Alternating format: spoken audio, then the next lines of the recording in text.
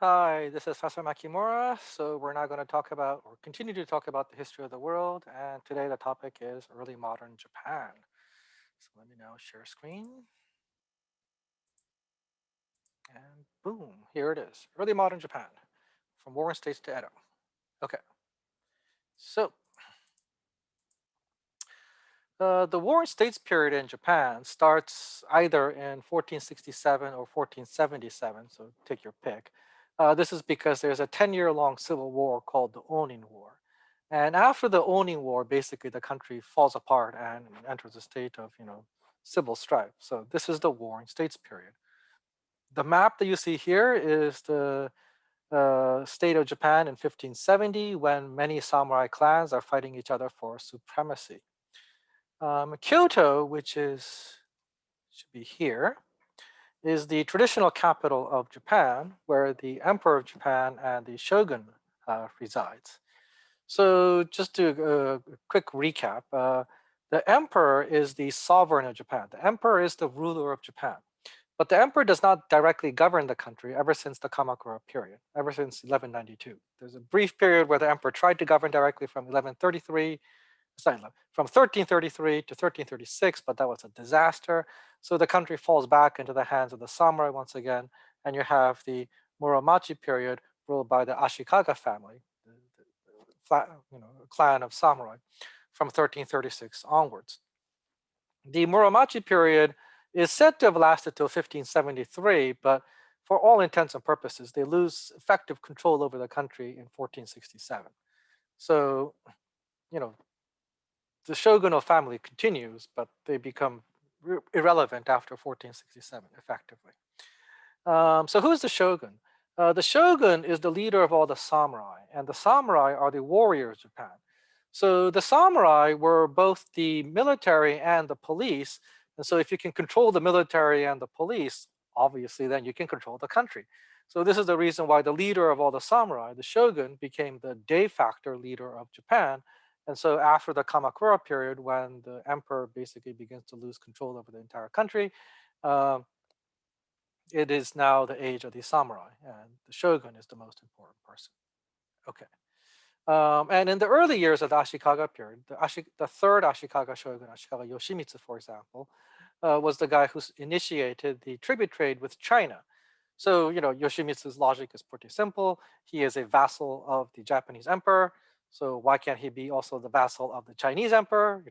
What's the difference here? And so he says, I'll be willing to be the vassal of the Ming Dynasty. Let us trade with you. And so the Ashikaga shoguns then conduct trade between Japan and China, and they make gobs and gobs of money. So we have statistics on like a trade ship that went back and forth between Japan and China. From the statistics that we have, what the Japanese merchant ship did was they exported, if I'm not mistaken, they exported things like sulfur and gold and weapons and all these things. But basically, the stuff that they exported from Japan to China, when they sold it, they fetched 4 times the price of what it cost to buy in Japan. So let's say you had like $1,000 worth of goods that you bought in Japan. When you sold it in China, you got $4,000. And then when you came back from China to Japan, and from China to Japan, you bring back things like raw silk and porcelain, and you sell it in Japan, that became 10 times the amount. So that $4,000 that you brought back from China jumped to being 40,000. So if you start off with $1,000 worth of goods in Japan, just by going back and forth between Japan and China, that $1,000 becomes $40,000. And it's not exactly surprising that the shoguns, the Ashikaga shoguns, the Muromachi shoguns, Ashikaga family, Muromachi is the location of the shogun's palace, wanted to engage in trade. And all the other merchants of Japan also wanted to engage in trade and get a cut out of this. Okay, so how did this period of civil strife, when all these samurai clans are fighting against each other for supremacy, come to an end? Well, it comes to an end with these three people. So, for the purposes of early modern Japan, you should know these three names.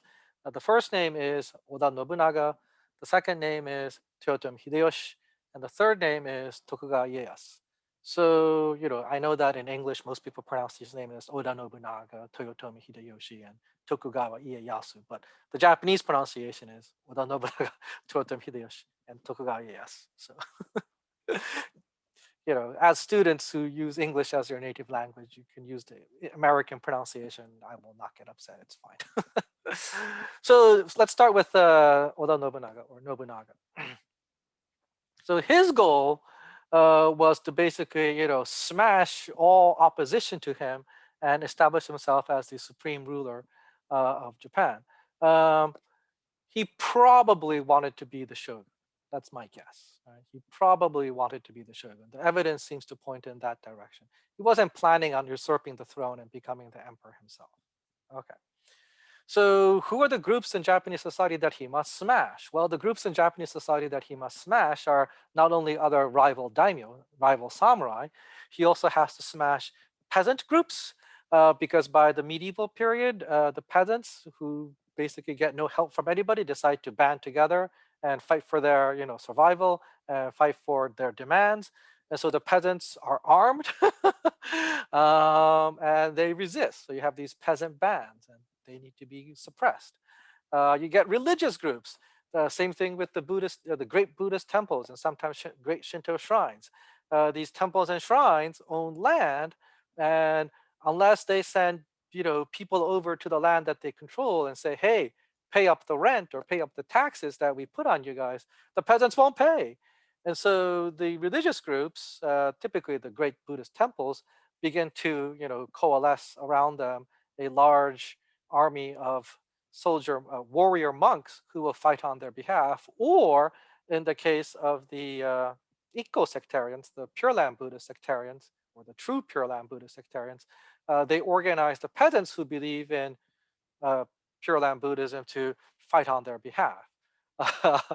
So not only does Nobunaga have rival samurai, he also has peasant bands to contend with. He has religious groups to contend with, and he finally also has merchant groups to contend with. This was obviously the easiest group to deal with because they didn't really hold that much military power. The only real peasant group to offer resistance or attempt to even offer resistance was the city of Sakai, and that's because the city of Sakai had moats built around it, and they hired a lot of samurai, or they hired a lot of ronin really, to serve as mercenaries to defend their town. So all the major groups that you can think of in Japanese society at this point in time are armed to the teeth, and they're willing to fight for what they perceive as theirs. So Nobunaga has to use violence to suppress them. Um, and not only that, this is the period in which internal struggle within families is also pretty rife. Samurai daimyo, samurai clan leaders, so samurai lords, typically had multiple wives. I mean, you have, technically speaking, you only have one wife, but you have multiple concubines. So you could have lots of children, and these children often fought against each other to see, or brothers fought against each other to see who will be the next leader of the clan. So all these things, and this is because by this point in time, the Japanese samurai are practicing primogeniture, which means all the land that your father owns goes directly to one son. So you wanted to be that one son, so you fought against each other. Um, so Nobunaga is utterly and totally ruthless in doing this. There's records of him attacking the temple of Mount Hiei. At the temple of Mount Hiei, the Buddhist monks there basically resisted Nobunaga's call. Nobunaga basically said to them that you guys are Buddhist monks, stop meddling in political affairs and this worldly affairs, and your job is to pray, pray for people's souls. The hell are you doing? Stop interfering in politics. And the monks said no. So Nobunaga sent in an army and burned down Mount Hiei. Mount Hiei was the center of Japanese Buddhism from around roughly 800 AD. So it's been the center of Japanese Buddhism for over 700 years at this point. And Nobunaga is willing to burn this place down. And 3,000 monks die, or so they say. Um, Now, uh, when the when Mount Hiei burned, they also say that women and children fled the mountain as well. which also shows you that the Buddhist monks not only were meddling in political affairs, they were probably also having sex and having kids when they were not supposed to be doing that.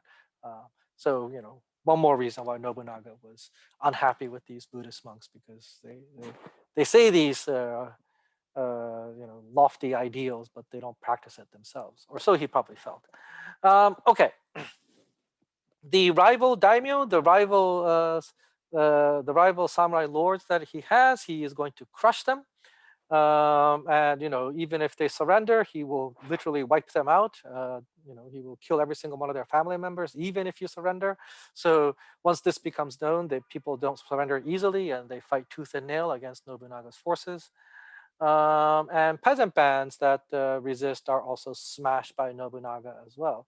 So in one case, the Ikko sectarians, who are a religious slash peasant band that resisted Nobunaga at Ise Nagashima is the location.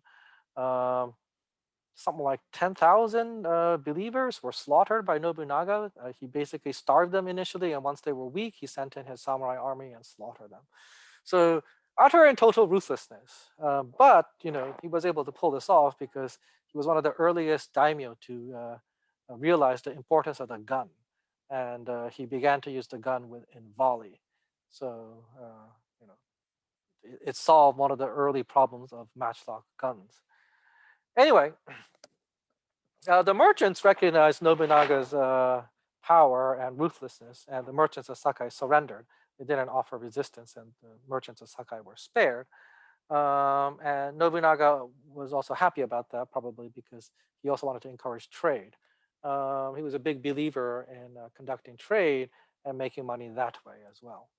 So that meant that any guilds that claimed that we are a merchant guild and we are going to corner this market, Nobunaga would smash and say, no, we're not going to allow these kinds of guilds to exist in my territory. Everybody gets to conduct free trade. Lastly, the other important thing Nobunaga did was he began the survey of land to see how much tax revenue he had in the territory that he owned. So these things would be carried on to his successors, Toyotomi Hideyoshi and Tokugawa Ieyasu. So this ruthlessness by Nobunaga ultimately led to his downfall, because one of his own generals basically turned on him, and at Honnoji, Nobunaga is killed by Akechi Mitsuhide, his own general. So the second unifier is this fellow named Toyotomi Hideyoshi, who's in this painting here. And Toyotomi Hideyoshi is the general of Nobunaga who killed Akechi Mitsuhide. And Toyotomi Hideyoshi was not of samurai stock. He was of peasant family. So notice that in Warring States Japan, if you picked up a sword and was willing to fight for a samurai lord, then you were a samurai. There was nothing to stop you from being samurai. Anybody could become samurai during the Warring States period. And Hideyoshi, serving in Nobunaga's army, proved very capable and very, well, actually, he initially served as Nobunaga's sandal bearer. So he initially served as Nobunaga's servant, but he proved to be very smart and very useful. So Nobunaga then appointed him to be working as a samurai, and then he made his way up through the ranks, and eventually he became a general himself. And when his colleague Akechi Mitsuhide killed his master Nobunaga, Hideyoshi had no choice but to kill Akechi Mitsuhide and avenge his master's death. Now, for avenging Nobunaga's death, Hideyoshi basically becomes the heir to Nobunaga's legacy, because when Nobunaga died, not only did Nobunaga die, his eldest son died as well. So when Nobunaga died, he left 3 candidates to be the leader of the Oda clan. The first candidate was Nobunaga's eldest son's son, so Nobunaga's grandson. But this grandson was like 5 years old, well, 3 years old or something ridiculously young. And the other 2 were Nobunaga's younger sons. So the second son and the third son, basically, right? And Hideyoshi basically said that I will be the backer of Nobunaga's grandson. And Hideyoshi basically is sitting at the head of the table. There's no table yet, but he's sitting at the head of this group of Nobunaga's generals, and he calls on Nobunaga's grandson to sit on his lap, and he gets all the lords to bow down to Nobunaga's grandson, who's sitting on Hideyoshi's lap. So they all bow down to Hideyoshi. Obviously, some samurai lords are not happy with this and they challenge Hideyoshi, but ultimately Hideyoshi will defeat all his rivals and then be the heir to Nobunaga's legacy. Once he's the heir to Nobunaga's legacy, Hideyoshi then basically tells the other daimyo of Japan, the other samurai clan leaders of Japan, that he's not as ruthless as Nobunaga, he's not as insane, he's not going to kill you if you surrender. So please surrender. And he also talks to the imperial court, and instead of becoming shogun, Hideyoshi becomes regent. So as regent to the emperor, in the name of the regent, he tells the other lords of Japan to surrender. And so, 9 years after Nobunaga's death, in 1591, Hideyoshi becomes the leader of Japan. Right? All the samurai lords submit to him. But they don't submit to him as shogun, they submit to him as, regent of Japan, regent to the emperor. Okay. So the political rivals are now subdued. The religious war that Nobunaga fought against, for example, the Ikko sectarians, continues under Hideyoshi, and Hideyoshi finally wins against them. And their city was Osaka, and Hideyoshi basically finds also to be a highly strategic city that was used by these Ikko sectarians, and Hideyoshi himself takes over the city of Osaka, and from that point onwards, Osaka becomes his city. And he makes it into the center of Japanese politics and Japanese economy during his reign. Even after Hideyoshi dies, Osaka will remain the center of the Japanese economy under the Tokugawa shoguns. So Osaka will remain as the center of the Japanese economy, really, all the way until 1868, which is pretty impressive. He also does a land survey, but now that he has pacified all the country, he does a national land survey. And he also does a sword hunt. So a sword hunt basically forced everybody in Japan to choose whether or not they were going to be commoners or samurai. Samurai were allowed to keep their swords, but commoners had to get rid of their swords. And although Hideyoshi himself came from peasant stock, although Hideyoshi himself was a commoner, he instituted a policy that would end the ability of commoners to easily be samurai. No longer possible. From this point onwards, samurai will become a hereditary class. In the way past, it used to be a hereditary class. Now it's a hereditary class once again under Hideyoshi. The sword hunt is what starts it. And obviously when, as the name implies, Hideyoshi is going to go out and get all the swords that the commoners have, get all the weapons that the commoners have, and take it away from them, which makes it impossible for them to revolt against Hideyoshi and other samurai who hold weapons. Ostensibly, he was going to take all these weapons, melt it down, and create a giant statue of the Buddha. And he did do that, and he was going to do it to pray for peace. But obviously, the reason why he's doing this is so that they can't revolt against him. Okay. Other two things during Hideyoshi's reign, which last, his unification comes in 1591. He dies in 1598, so he's in charge of the entire country for only 7 years, but he's very energetic. It gets a lot done. The other two things he does is foreign policy related. One is a war in Korea. This is because Hideyoshi has this ambition that was Nobunaga's ambition as well, and that was to not only pacify Japan, but then use the samurai of Japan to conquer China and India. So he was going to be, he dreamed of being a world conqueror. So he basically tells the Koreans, he by being Hideyoshi tells the Koreans to open a path so that his army can pass through Korea to go conquer China. And the Koreans, which at this point are, tributary states of China, are like, what? We're not doing that. And they refused, and because they refused, the US said, okay, fine. And an army of 100,000 samurai crossed the straits and into the Korean peninsula. And Korea is basically overrun. But the war in Korea ends in Hideyoshi's defeat because if his ostensible goal is to take over, China, he can't even get to China. He's bogged down in Korea. And two, towards the end of the war in Korea, he changes his war aims to conquering the southern half of Korea, not entire Korea now. He just wants the southern half of Korea, and even that doesn't happen.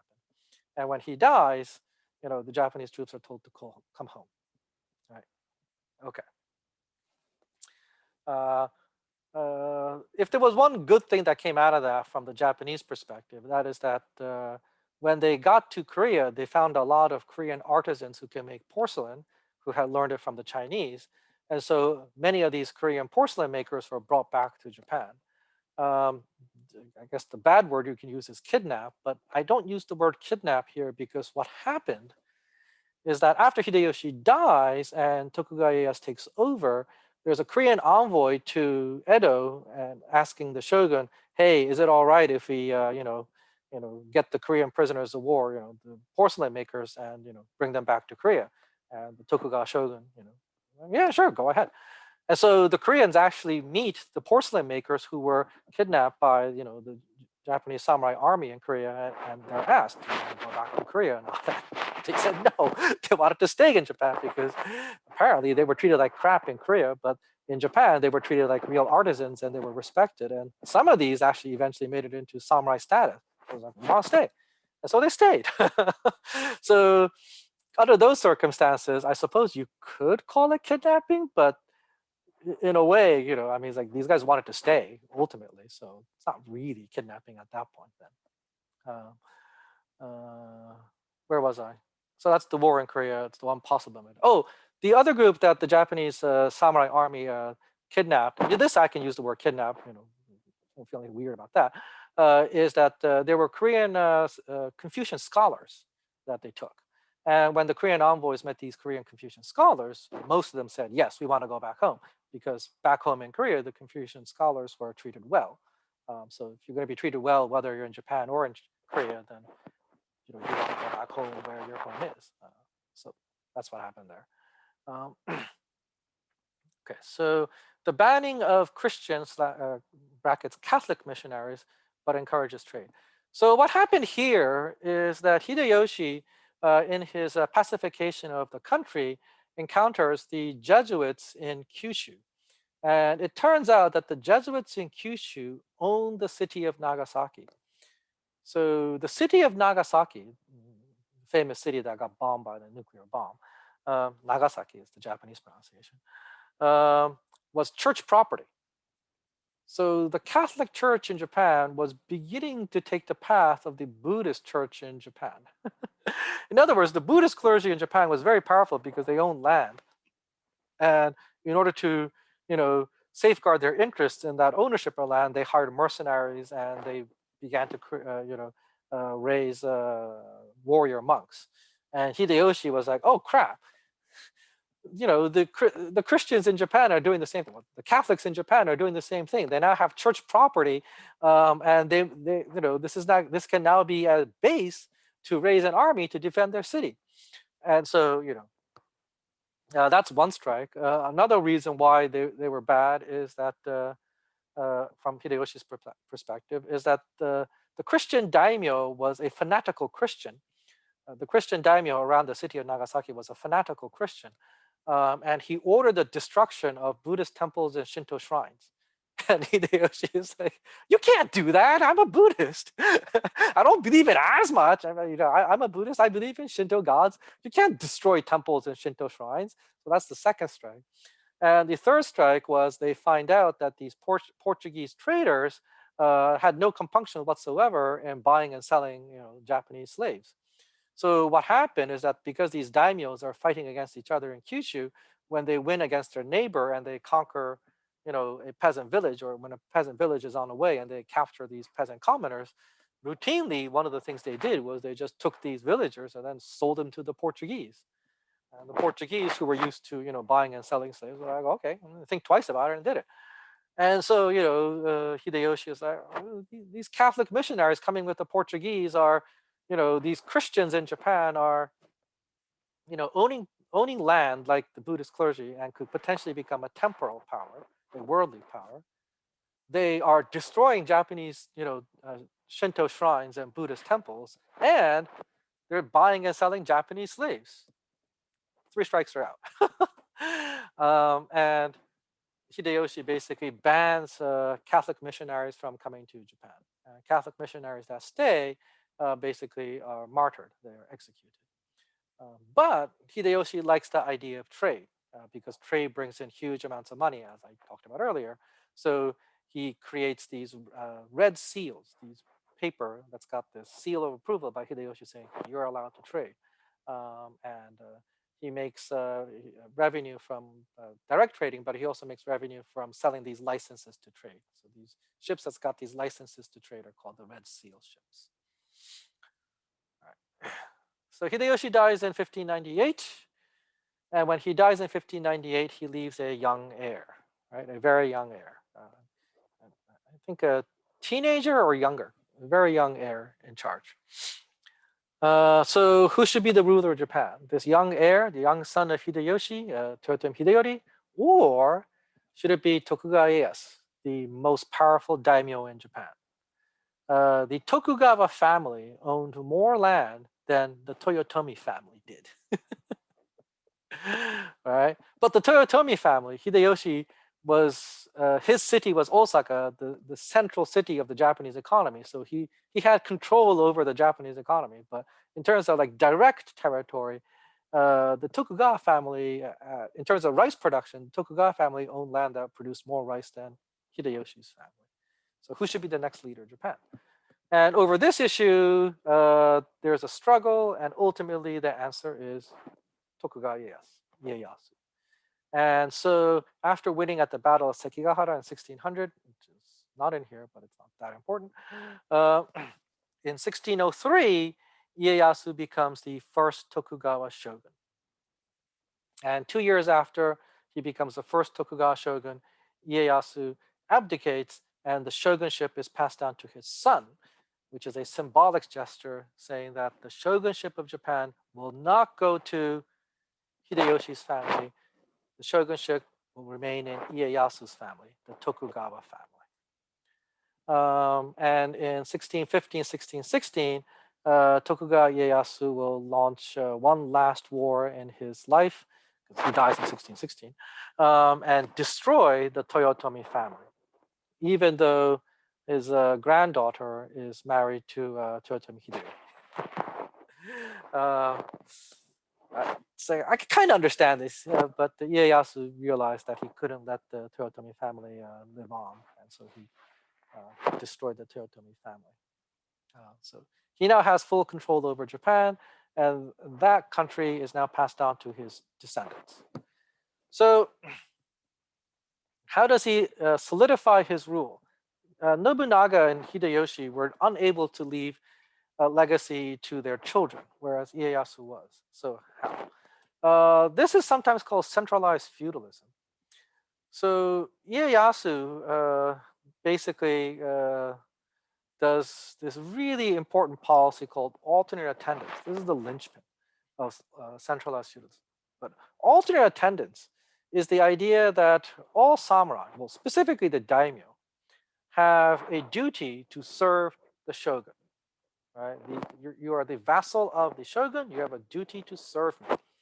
And so every other year, the daimyo, the lords, must come to the shogun's city, which is Edo. Edo is modern-day Tokyo. Edo, it's the English pronunciation. The Japanese pronunciation is Edo.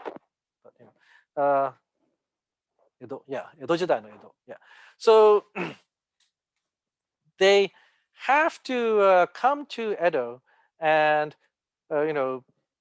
come and attend to the shogun. So every other year, they come to Edo, and every other year they go back. So they're traveling constantly. So 1 year they travel to Edo. The next year comes, they travel back home. Then the next year comes, they travel back to Edo, and they go back and forth, right? And the travel costs are ridiculously expensive. So because these daimyo are not traveling alone. They have to travel with their posse. You have to travel with your guards. You have to travel with your samurai. Who pays? You don't stay at a cheap hotel. You stay at 5-star hotels every step along the way. And you don't just pay for yourself, you pay for your entire entourage.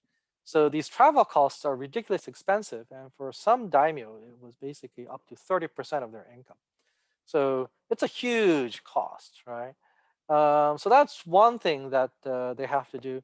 The other thing that's linked with alternate tenants, which is less important, is that although the daimyo are supposed to travel back and forth between Edo and back home, their wives and children are supposed to stay in Edo. They're not allowed to leave. They're not allowed to go back to the home domain. This is because if you're going to revolt, presumably you're going to revolt in your home. You're not going to revolt in the shogun city. That would be suicide.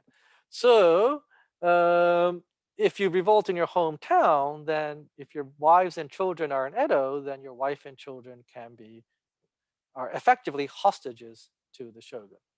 Now, if you're a ruthless bastard that's willing to revolt against the shogun, I'm pretty sure you really don't care about the life of your wife and children. If you're a ruthless bastard, but this is one more thing to keep in mind. The other thing that they wanted to make sure was that when they traveled, these daimyo were not allowed to bring guns into Edo, at least in theory. I'm pretty sure in practice they did. uh, so there you go. So this is the linchpin policy to strengthen the power of the shogun, because the daimyo, instead of spending the money on their army, now has to spend their money on travel costs. Um, and then, the laws on the military houses and the laws on the imperial court and aristocratic houses are issued, and these laws basically, limit the ability of the daimyo to do what they used to do in the Warring States period. So, for example, according to these laws, the shogun now has the power to move daimyo. The shogun has the power to destroy daimyo families, to say that your guys are now gone. And the shogun also has the right to create daimyo. He can create daimyo by giving fiefs to samurai that he likes, right, that he favors.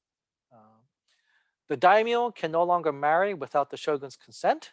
So if there are two daimyo families that want to form an alliance through marriage, well, if the shogun realizes what's happening, that is forbidden.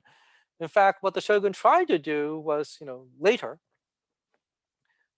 shoguns who had like many children, one of the things they would try to do is they would get their daughters to marry daimyo families to actually strengthen the ties between the shogun and the daimyo family. Or if they had too many sons, one thing you could do is you can get your son to be the adopted son of a daimyo, right? So there are these many ways that the shogun could try to limit the power of the daimyo by, literally destroying them or moving them. And when you move them, obviously, you can actually raise or lower them in terms of revenue. Um, Another thing that he says, the laws say, is that each province can only have one castle. So if you're a daimyo who is a really good builder of castles and knows how to build these military installations, well, tough luck. You can only now have one of them in your domain. That's it. Can't have multiple castles. So there you go. Now, it's still feudal because here are some things that the shogun doesn't do. The shogun does not interfere in daimyo domains in general. The daimyo are pretty much free to do whatever the heck they want to do in their domains. The shogun does not tax the daimyo. The daimyo collect their own taxes, and with their own taxes, the daimyo have their own personal armies. So because the shogun does not tax the daimyo, the shogun only taxes the lands that he directly controls himself, and he has his own personal army. So there is no national army, right? And the area that the shogun directly controls is roughly about a fifth of Japan, right? And his direct vassals, the Hatamoto, also control about another fifth as well. So together they control about 40% of the country, and the rest of the country is controlled by the daimyo. And the daimyo are further split between the daimyo who are friendly to the shogun and the daimyo who were traditionally rivals to the Tokugawa family. So I think the ratio there is like half-half in terms of numbers, but in terms of like the land control, the traditional rivals actually control more land. So, but the point is, the shogun, his direct vassals, and daimyo that are friendly to him, daimyo that are traditionally vassals to the shogun, together basically command enough of Japan, like something like 70% of Japan, so that or 60% of Japan, so that they control the country. Right? Now, for the imperial court and the aristocratic houses, the most important law regarding them is that they're not allowed to interfere in politics. Oh, and finally, in terms of Tokugawa Ieyasu's foreign policy, even before he was shogun, he puts an end to the war in Korea. He basically calls back the troops back. He recalls the troops in the Korean Peninsula to come back to Japan. The war is over. Hideyoshi's dead. I'm not continuing this anymore. He was one of the leaders of Japan before he, after Hideyoshi died, there was supposed to be a council leader. It was supposed to be a council of 5 great daimyo to lead Japan until Hideyoshi's son Hideyori comes of age. And once Hideyori comes of age, the idea was that Hideyori was then going to be the new leader of Japan. So in this brief period where Ieyasu is not shogun yet, but still one of the top leaders of the country, he basically sets the troops to come back home. So Hideyoshi was expansionistic, but Ieyasu was not. He was like, well, it's all right. I'm not planning on expanding and taking over too much territory overseas. It's not my shtick. But the banning of Christianity is now not just the banning of missionaries, but the banning of Christianity from his vassals in particular. So you had daimyo who were Christians that were loyal to, Hideyoshi in the past when Hideyoshi was alive. But under Tokugawa Ieyasu, that comes to an end. There are no more daimyo who are still Christians. All daimyo are now either Buddhists or Shinto believers, and they're loyal to the shogun. And you can kind of understand this because if you're the shogun, you're going to ask the question to your vassals, and say, "Who is your lord?" Right? And the answer that you expect is, "You, my lord, you are my lord," because this is a lord-vassal relationship. But if you are a true Christian, then you're not going to say, "You, my lord Tokugawa Ieyasu." You're going to say, "Oh, my lord is Jesus," or "My lord is God." So you can't have that, right? And so Christianity, the religion, is also now going to be banned by Ieyasu, and churches begin to be closed. He still doesn't kill people yet. This will happen, by the way. And Ieyasu, like Hideyoshi and like Nobunaga, will also encourage trade. So I talked about samurai, daimyo, and shogun. Only briefly explain who these are. So let me just go through the definitions once again. So the samurai are warriors. They were originally warriors on horseback who are loyal to their lord. Samurai does not mean that you're loyal to the emperor. Samurai just means that you're loyal to your lord. So your lord could be the daimyo, the lord could be the shogun. In the past, your lord could be the emperor, right? But it's typically the guy just right above you. That's who you're loyal to. By the War and States period, anybody could be samurai who was willing to fight. And after Hideyoshi, the samurai become a hereditary class. Okay, so that's one definition. Another definition, which is not about the social classes, but about a unit of rice, is koku. So ikkoku.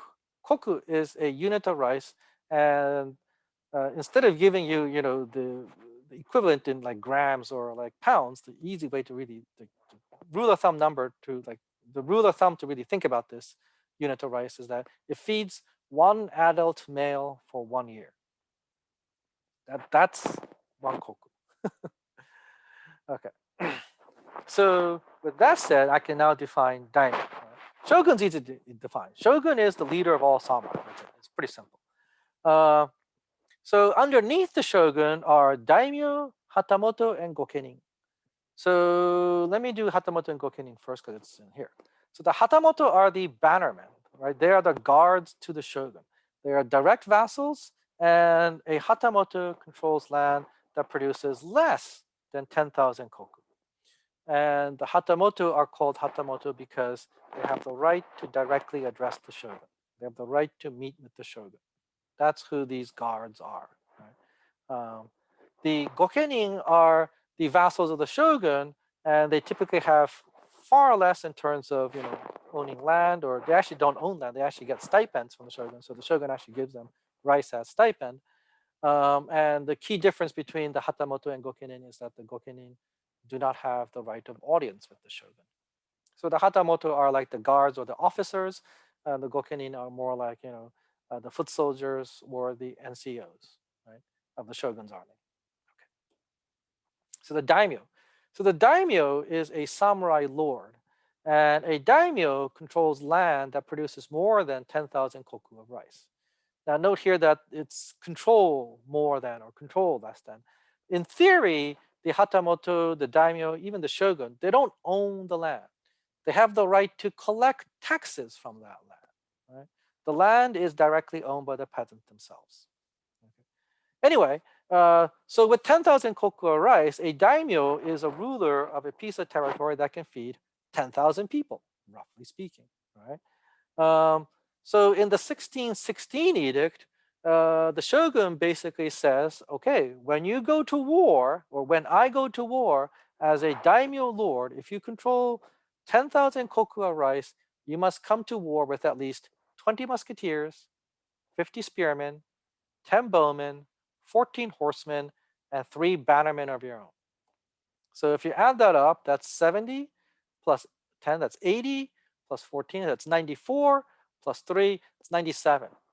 So in a land that can feed, like 10,000 people, you're supposed to bring 100 combatants to battle, which kind of makes sense, right? Because, I mean, it's a land that can feed 10,000 people, so half of them are men, so that's 5,000 guys.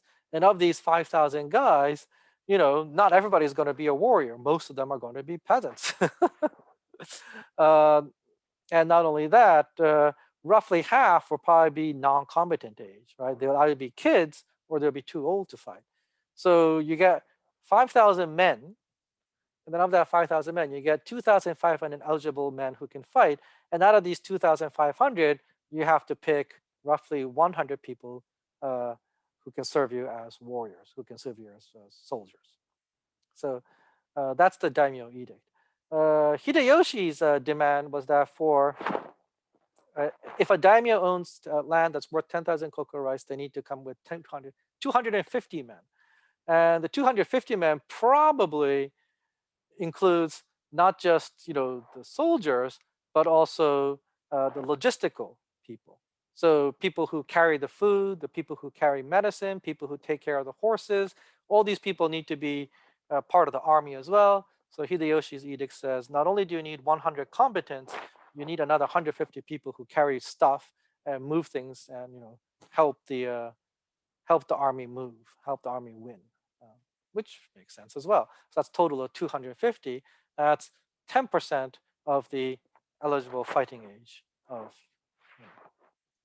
the population in a domain that's got 10,000 koku rice. So there you go. It logically is consistent. It makes sense. Okay. So growth and isolation. The early shoguns, Tokugawa Ieyasu and his son Tokugawa Hidetada, basically carried on the policies of the two great unifiers that came before them, Nobunaga and Hideyoshi. They didn't change it that much. The third shogun does change it a lot, and the big change comes in the isolation part. Okay. So let's now go through this. Now, the growth part is something that's happening from Nobunaga's time onwards, and probably even before. Right? But especially after the end of the civil wars, when the Tokugawa shoguns take over, the civil wars between the daimyos come to an end. And with the end of the civil wars, economic growth is rapid. So in 1598, Japan as a whole is said to have produced 18.5 million koku of rice. So there's roughly a population of 18.5 million people in Japan, roughly, right? We know this because Hideyoshi did a cadastral survey, and so we actually have information on, Hideyoshi did a national land survey, so we actually have national land surveys. The estimated number in 1700 is 25.9 million koku, so the population increased from 18.5 to almost 26 million, or something along those lines. So there's this big expansion in Japan. And it's due primarily because the age of war is finally over. It's actually not due because of corn and potatoes like in China. It turns out that corn was never really introduced to Japan, and potatoes are introduced, but potatoes are only introduced after the 1740s, and potatoes are specifically introduced as a anti uh, anti-famine crop. So during most normal times, people don't eat the potato. The potato that I'm talking about is sweet potato. I'm not talking about like the regular potato with potato chips or French fries. That's not the potato. That potato is going to be coming to Japan in the 19th century, much later. Uh, but even sweet potato, the type of potato that was available, that comes much later in Japan in the 1740s. So the population expansion happens because of the peace that arrives in Japan. Now, the third shogun is sitting on top of this population expansion, of this economic expansion, but and he's probably happy about that. But he's also sitting on top of a major rebellion. So a Christian or a Catholic rebellion breaks out near the city of Nagasaki. It's a place called Shimabara. So in Shimabara, what happens is that the local daimyo was a fanatical anti-Christian, and not only was he persecuting Christians left and right, and when you persecute Christians, one of the things they like to do was they like to crucify people. So when your Lord and Master Jesus died on the cross, why don't you die on the cross too? Uh, anyway, so it's like, I mean, you can't kill people for religion, but you know that. So they're doing these things, and on top of that, the lord of the region, I think the guy's name was Takeshita something. I forget the name, the given name, but his clan name is Takeshita. But anyway, he also charged very high taxes on the peasantry. So for a population that was, relatively, high in its Catholic population, and a population of peasants that got really high taxes, they decided to revolt against the daimyo. And this rebellion that broke out, starts off small, and the shogun initially thinks that it's going to be easy to really put it down. But Iemitsu is just aghast because ultimately they send an army of 100,000 samurai, and it takes 6 months to quell the rebellion. And that becomes the deal breaker for Iemitsu. And Iemitsu basically says, okay, that's it. We're now going to really get rid of Christianity once and for all. So some people like to say that Christianity and the Roman Empire thrived because the Christians were martyred and there was persecution. And every time I hear this, I was like, no, when you do it right, persecution actually gets rid of the religion. And here is what happened in Japan. So first, the Catholics are told to leave Japan, or they're told to convert, right? Convert to Buddhism, and put your name in a Buddhist temple registry. And the way you ferret out Christians is they use this thing called the fumie, or the stepping on pictures, which in the next slide, right? So not only are the Portuguese going to be kicked out, not only are the missionaries going to be kicked out, uh, Japanese Christians are also going to be kicked out or killed or forced to convert, right? Uh, the Dutch, and presumably the English as well, are allowed to trade with Japan um, because they are Protestants. The problem is that the English had left earlier, so the English no longer matter. But the ostensible reason is that the Dutch are Protestants and that they promise that they're not going to proselytize Christianity in Japan, so they are accepted. It also helps that the Dutch ships bombard the rebel strongholds in Shimabara, so the shogunate accepts the Dutch word as truth. Uh, this also happens to be smack in the middle of the 30 Years' War from 1618 to 1648 in Europe. So, the Dutch and the Spaniards are fighting a life and death struggle. The Catholics and the Protestants are fighting a life and death struggle. So, the Dutch Protestants have no love for Japanese Catholics either. And so they're willing to fire on the rebel strongholds in Shimabara. So there you go. But even though the Dutch are allowed to trade, they're still not fully trusted. And so the Dutch must live on the artificial island of Nagasaki called the Dejima. uh, Dejima, right? The Chinese are allowed to trade with Japan, but only in Nagasaki's Chinatown. And Japanese people who are not Christians are not allowed to leave the country. And this completes the closed country policy, right? The country of Japan is closed because partly because foreigners pretty much can't get into the country, but it's really closed because Japanese people are not allowed to leave. Right? Unless they have like special permission from the shogun, Japanese people are not allowed to leave. And that makes the country closed. Um, so it's kind of similar to North Korea. When people talk about North Korea being a closed country, it turns out that if you have a passport that allows you to travel to North Korea, the North Koreans will actually welcome you because they actually want foreigners to come to North Korea and drop foreign currency. It's a source of money. But North Koreans, ordinary North Koreans, are not allowed to leave the country unless they have special, something special from the government. The North Koreans are typically not allowed to leave the country, and that's what really makes the country closed. And the same thing applies to Japan here, right? That's what it means when you say the country is closed. And this is why China was never closed. China always allowed people to, trade openly, albeit on Chinese terms. Chinese merchants ultimately were allowed to leave the country freely and trade, and it was only a relatively brief period from 1368 to roughly early 1500s. Uh, Brief period in a long history of China where Chinese merchants couldn't freely leave the country. During that period, they had to get special licenses to trade to leave the country. After that, you just register and you get to leave and you get to trade. So the shogun wanted to, really get rid of Christianity. Now, as a side effect, what this allows is that the shogun gets control over the lucrative foreign trade as well. The foreign trade that other people engage in through the Red Seal letters basically are all gone now, and only the shogun will conduct direct trade with the outside world. And 3 other daimyo. That's it. Nobody else gets to do foreign trade. Like big merchants are no longer allowed to do foreign trade, even if you want to get permission from the shogun to do so. It's not possible anymore. So the 3 daimyo that's allowed to trade with the outside world is the Tsushima domain, the daimyo Tsushima domain. They are allowed to trade with Korea. The daimyo of Matsumai domain is allowed to trade with the Ainu, and through the Ainu, some Russian goods flow in as well. And the daimyo of Satsuma domain are allowed to trade with the Chinese via the Ryukyu kingdom.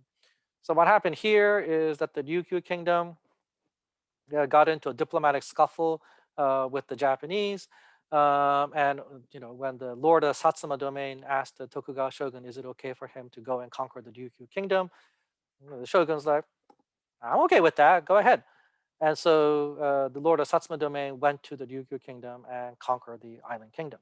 Now, when they conquered the island kingdom, the Satsuma domain was very clever. They didn't abolish the kingdom. They allowed the king to stay and they allowed the kingdom to exist outwardly. But secretly behind the scenes, everything had to be done with the consent of Satsuma samurai. So a Satsuma samurai representative would be sent to the Ryukyu kingdom. And unless you had that person's approval, the Ryukyu kings couldn't do anything they wanted. But because the Ryukyu kings existed, at least in name, they could still continue to conduct tribute trade with China. So the Ryukyu kingdom basically falls into the state of a dual vassal. They are the vassals of Japan and they're the vassals of China, although they're really conquered by Japan, so they're not vassals at this really point. But so outwardly they maintain a tribute relations with China, but secretly they've been conquered by Satsuma domain. So there you go. And that's it with the foreign trade to Japan. Other people really no longer come to Japan and trade. Now with that, these changes plus various changes that's happening in the 1630s slowly changed Japan so that the warring states feel begins to go away. And as the warring states feel begins to go away, the sense of society as being really fluid begins to fade. and you start to get the sense of society as a hereditary society where everything is determined by birth, right? And as you transition towards this society, Confucianism is employed to buttress this social order. And in Confucianism, there is this idea that there's these four states, four classes. And the top class is the knightly class, or the official class, which in Japan is obviously translated as the samurai class. And then number two would be the peasants. Number three would be the artisans. And number four would be the merchants. And the logic behind this is that this is in the order of production, of contribution to society. So the officials, the knights, the samurai, they contribute to society by being the leaders of society, so they should be on top. The peasants contribute to society by producing food, and without food, people starve to death, so you need food. Artisans contribute to society by making useful stuff, so they are number three. And finally, merchants are on the bottom because although they don't make anything, at least what the merchants do is they move goods from one location to another so that goods that are plentiful in one place is moved to a place where the goods are not plentiful and are in demand. So they do a social service, but they don't produce anything new, so they're on the bottom of the social ladder. And this ideology of Confucianism is wholeheartedly accepted by the samurai class because they're on top. Okay. So let's now talk about foreign influence in Japan. And just like we focused on Christianity in China, we're now focused on Christianity in Japan. All right. So in 1543, Portuguese mercenaries on a Chinese merchant ship are shipwrecked off the coast of Japan. And that's the first contact between Japan and the West. And this is when guns come to Japan. And I briefly talked about guns in another lecture, so I'm going to cut that part out. Once Japan is discovered in 1549, St. Francis Xavier arrives for proselytization. His goal is to spread Christianity to the countries in the East. St. Francis Xavier was, a co-founder of the Jesuit priesthood. So, and he's coming to the East, and his ultimate goal really is to go to China. But because he can't go to China, he comes to Japan first. Okay. The Jesuit goal is to convert princes and aristocrats and other leading members of society, and the Jesuits succeed. In 1563, Omura Sumitada becomes the first Christian daimyo of Japan. And not only does he become the first Christian daimyo, before he dies, Omura Sumitada donates the city of Nagasaki to the Jesuits. And with that, Nagasaki not only is it a church city, it becomes the center of trade for the Portuguese. The Portuguese will use Nagasaki as their main port. And that status of Nagasaki as the main port will be carried on by under Hideyoshi and then later under the Tokugawa shoguns. Okay, so these Catholic missionaries are not just in Nagasaki, they're all over Japan. And they encounter people like Nobunaga, and Nobunaga is actually initially quite favorable. Nobunaga is quite favorable to the Catholics. He's like, yeah. And this is partly because Nobunaga is fighting a war against the Buddhist sectarians, right? The Buddhist Ikko sect and the Buddhist Buddhist sect at Mount Hiei, the Tendai esoteric sect. So to weaken the power of the Buddhist clergy, Nobunaga is willing to use anything, and he welcomes the Christians and allows them to proselytize freely in his domain. Okay, 1587, Hideyoshi, after he becomes the heir to Nobunaga, then begins to pacify the country, and in 1587, Hideyoshi pacifies Kyushu. And when Hideyoshi gets to Kyushu, what I told you earlier, Hideyoshi discovers, right? Nagasaki is now church property, so the Jesuits and the Catholic Church are temporal power. The Portuguese are trading in slaves, and fanatical Christians are destroying Japanese Buddhist temples and Japanese Shinto shrines. So that's it, right? Hideyoshi says Nagasaki will not be church property. Nagasaki will be his. So he takes Nagasaki, and Catholic priests are expelled, right? So after Hideyoshi, you get Tokugawa Ieyasu in 1603. Ieyasu becomes shogun, and while he's shogun, he begins to crack down on Christianity even more than his predecessor Hideyoshi. So in 1612, Christianity as a religion is now technically banned, and churches in the country are to be closed. Now, initially, people didn't really think that Ieyasu was serious about this, and they were kind of like lax about this. But once people realized that Ieyasu was serious about this, they actually like began to carry out his order, and so persecutions against Christians began under Ieyasu, and it reaches its peak in the Shimabara Rebellion, right? So by 1630s, you have almost like 300,000 Catholics living in Japan. This is an estimated number, and this is roughly 2% of the population. Currently in Japan, about 1% of the population are Christians. So Warring States Japan actually had more Christians in Japan by ratio than currently. So this is when Japan was the most Christian, and Nagasaki was the most Christian city in Japan, obviously. Nagasaki Prefecture remains the most Christian prefecture in Japan to this day, if you ignore Tokyo. Tokyo has a lot of foreigners, so I don't think it should really count.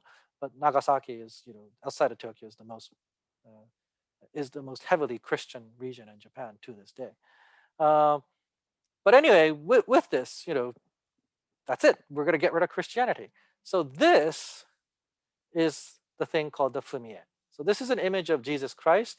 And the reason why you can't see his face and his body is because, or it's kind of like eroded, is because government officials, shogunal officials, would go to known Christian villages, plop this on the ground or plop this on the floor, and get the villagers to all line up and order them to step on the image of Jesus. Sometimes it's the image of Mother Mary and baby Jesus. Now I ask Christians here, do you have the heart to step on the image of Jesus or of Mother Mary and baby Jesus? And most people who are Christians couldn't. And because they couldn't step on this image, they outed themselves as Christians. And once they were outed as Christians, they were persecuted. In other words, they were killed.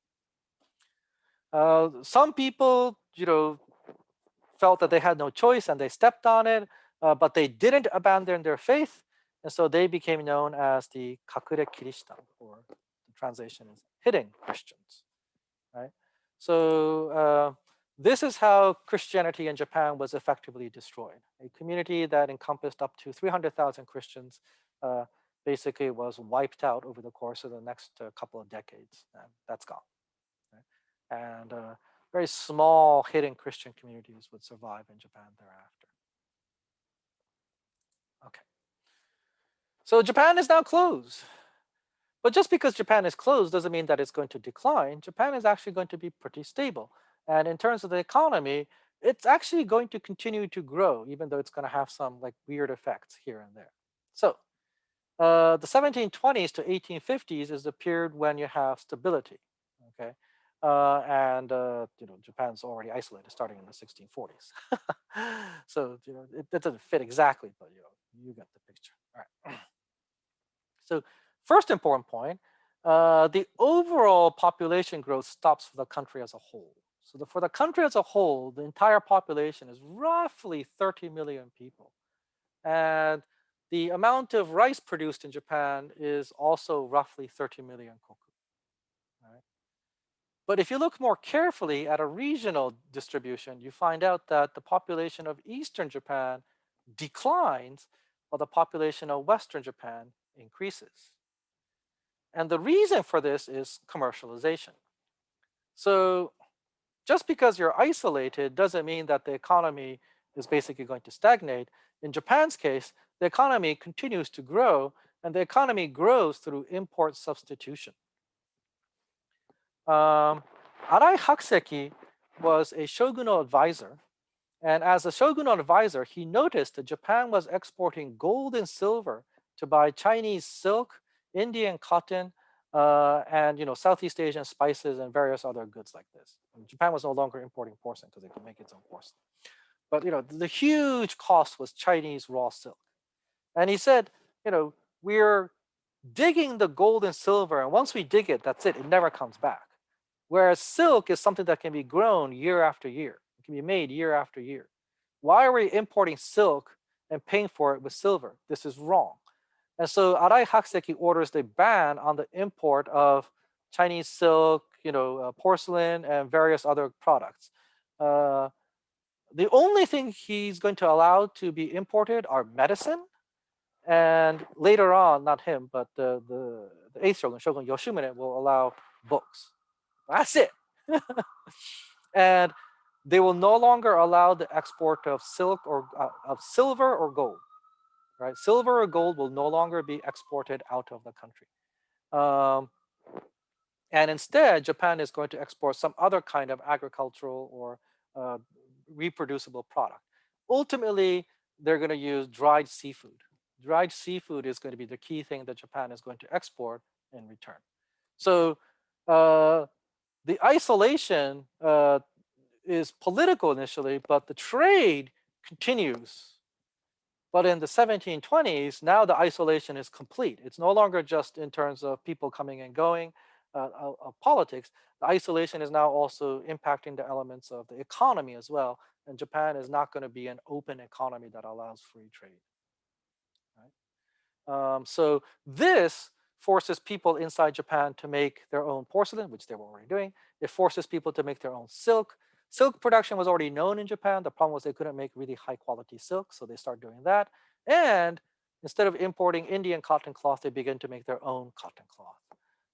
The product tea that the British would import in vast quantities in the starting in the 1700s, was already being made in Japan. So that was also not a problem.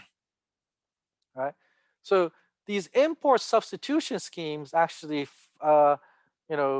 push areas in Japan to be more and more commercial starting in the 1700s. And Western Japan is able to take advantage of this first. And so they begin to grow not only, population-wise, but they grow also in terms of commercialization-wise. They actually begin to produce all these non-food products that other people are going to use.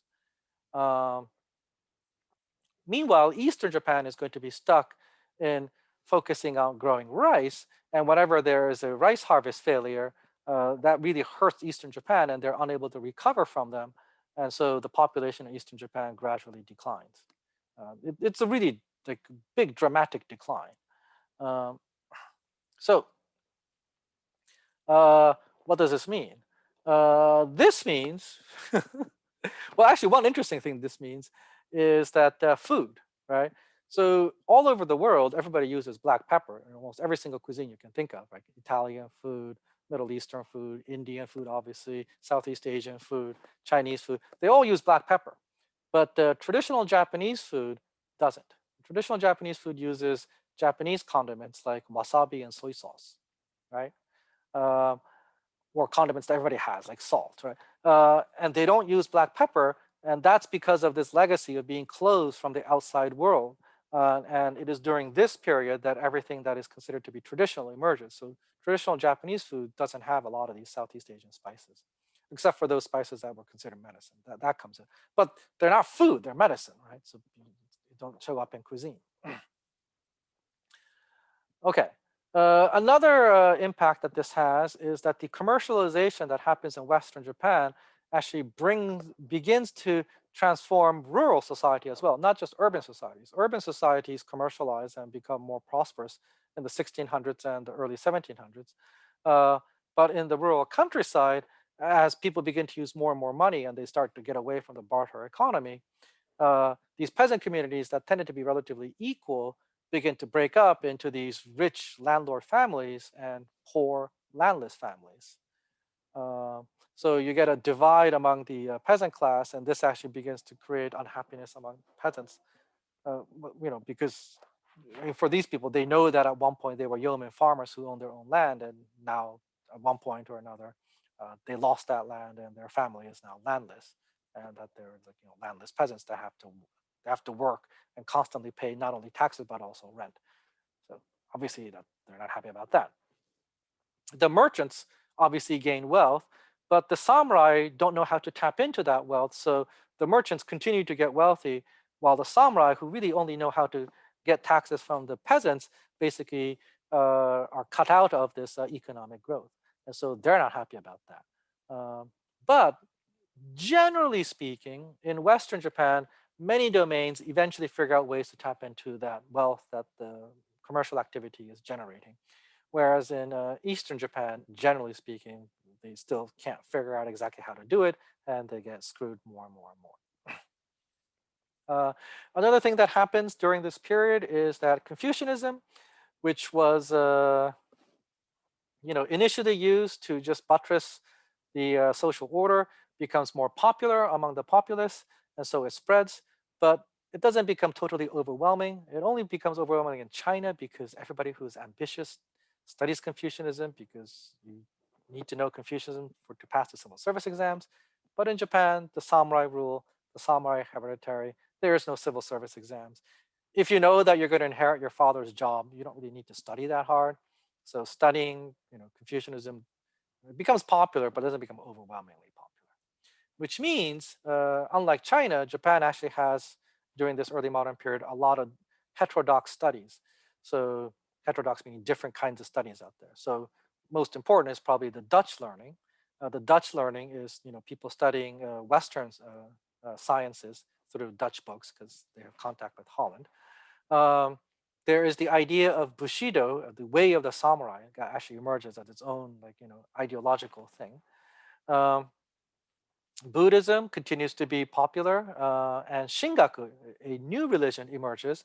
Shingaku is not well, a new movement emerges, and what Shingaku teaches is that Confucianism, Buddhism, and Shinto really are talking about the same thing. So they're talking about a movement that fuses these three religions. And you also have Kokugaku and Mito school. Kokugaku is the idea that if Confucianism studies the Chinese past, Kokugaku should study the Japanese past. So this is sometimes translated as national learning. And Mito school is a school of history that instead of studying the Chinese history, we should study Japanese history.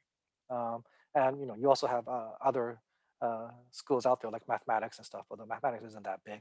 But all these different types of intellectual pursuits are become very popular during this period of peace.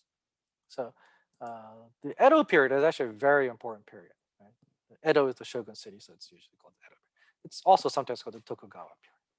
Okay, so you have this great peace that lasts for over 200 years, from the end of the Shimabara rebellion to the 1850s. So one of the big questions that people are asking, particularly the samurai, is what's the role of the warrior in a time of peace? And in the Warring States period, the answer is pretty simple. The role of the warrior is to fight. And one of the things that people used to say in the Warring States period is that a samurai is not a true samurai until he served many masters. So the samurai actually has a right to actually pick and choose masters and serve a master that will value him properly, right? But now that you have the great peace, you can't switch jobs. It's pretty much impossible. So people have to redefine these things. And one of the things that emerges is the idea that the answer is to be one of the answers of a warrior in a time of peace is to be a truly and utterly devoted and loyal warrior. So the idea of the samurai as these loyal warriors actually emerges in the Edo period, not in the Warring States period. In the Warring States period, samurai are pretty willing to betray their masters, like how Oda Nobunaga died. Um, and for some others, they become more realistic and say, well, we're working as government officials. We're now becoming government bureaucrats. So that's what it means to be a good samurai. The role of the warrior in a time of peace is to be a good government bureaucrat. And then you also have Yamaga Soko, who's also important because he actually starts to recast Bushido and says, no, we should actually think in terms of moral terms. Samurai don't have to work for a living, unlike all the other three classes.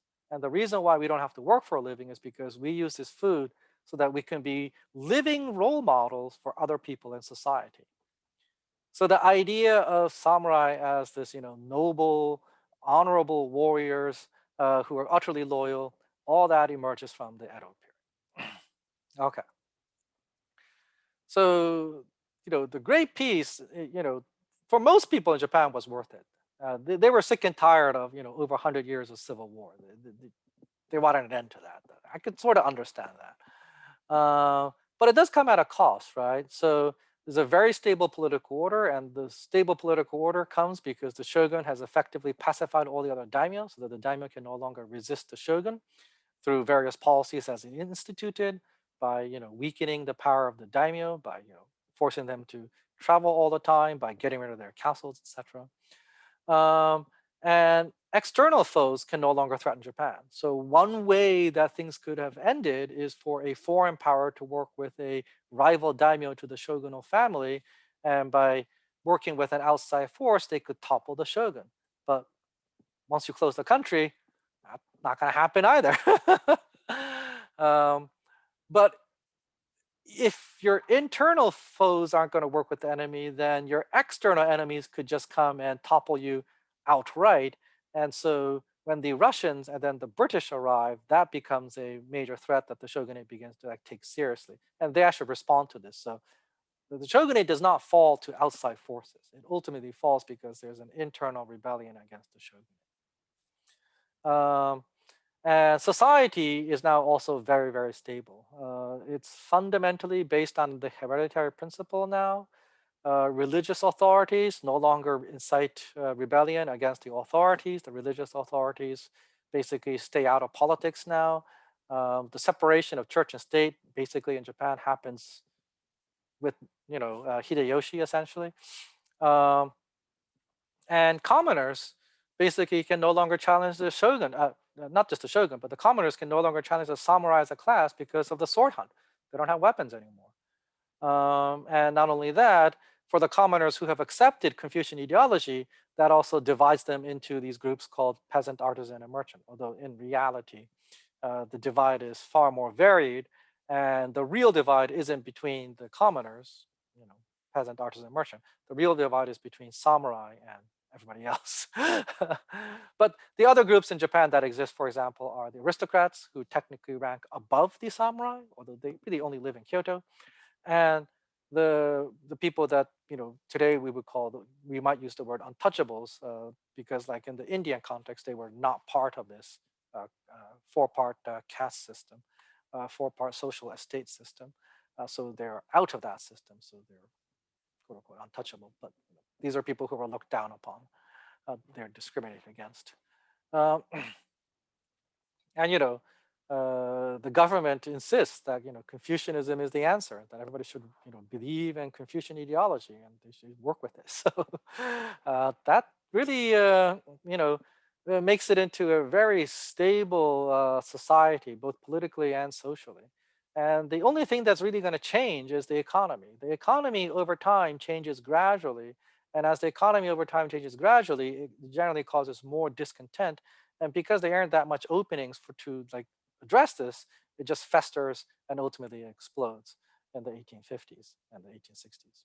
But in terms of the economy, the large group of independent yeoman farmers that's created at the start of the period basically began to break up into the rich landlord families and the poor landless peasants. There is major population growth and economic growth, but the economic growth is uneven between Eastern Japan and Western Japan. The economic growth is uneven between the merchants, the peasants, and the samurai. The merchants gain the bulk of the benefits because it's commercialization, whereas the samurai, generally speaking, are unable to tap into that. And among the peasants, those who can tap into that basically succeed and become landlords, and those who can't basically fail and they eventually become landless peasants. So after about 200 years, right, from the Great Peace of the 1600s, Shogun Ieyasu being shogun in 1603, the last Great Rebellion in 1637, 1638. By 1800s, the economic changes is driving, social unhappiness. But the country is at peace for 200 years, over 200 years. That's an accomplishment. So I'll leave it at that, and I'll see you guys in the next video. All right.